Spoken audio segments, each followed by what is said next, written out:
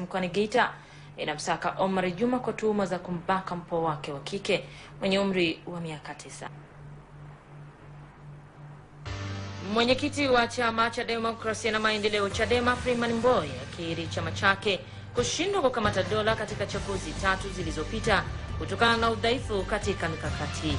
Habari za biashara na uchumi, uzalishaji duni wa nyama katika machinjio na sehemu za kuuzia walazimu uagizwaji wa bidhaa hiyo nje ya nchi. Katika habari za kimataifa, marais wa Afrika Magharibi watakiwa kuonyesha zaidi vitendo badala ya maneno katika kutatua mgogoro wa Mali. Katika michezo na burudani, Michael Mbura, rais wa TFF Leo Digatenga kuheshimu tamko la serikali, na kocha Rafael Benitez asema ataondoka mwisho wa msimu huu ndani ya klabu ya Chelsea ya England. Mbeya, mwenyekiti wa Chama cha Demokrasia na Maendeleo Chadema Freeman Mbowe amekiri chama chake kushindwa kukamata dola katika uchaguzi 3 zilizopita kutokana na udhaifu uliopo kwenye timu yake ya kampeni na kukosa mbinu na mikakati mizuri ya ushindi. Kutokana na hali hiyo, Mbowe anasema chama chake kinabadili mfumo wake kutoka siasa za harakati na kuwa siasa za kukamata dola, pamoja na kuteua viongozi makini watakao kiongoza chama hicho kwenye uchaguzi mkuu ujao.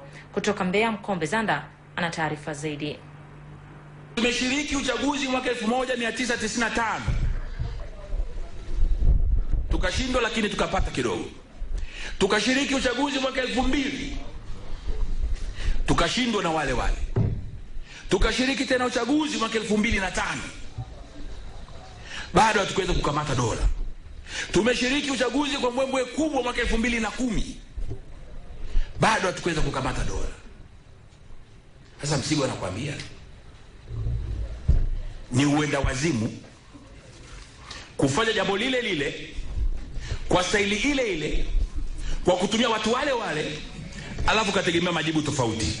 Kutokana na hali hiyo, Mbowe anabainisha sababu za Chadema kushindwa kukiondoa madarakani Chama cha Mapinduzi CCM na hatua za kukabiliana na kasoro hiyo. Wale ambao tayari tuko ndani hatutoshi. Mbinu ambazo tumezitumia miaka yote hazitutoshi. Ni lazima tukae, tutafakari, tupange mikakati, tubuni mipango, tubuni style, tutoke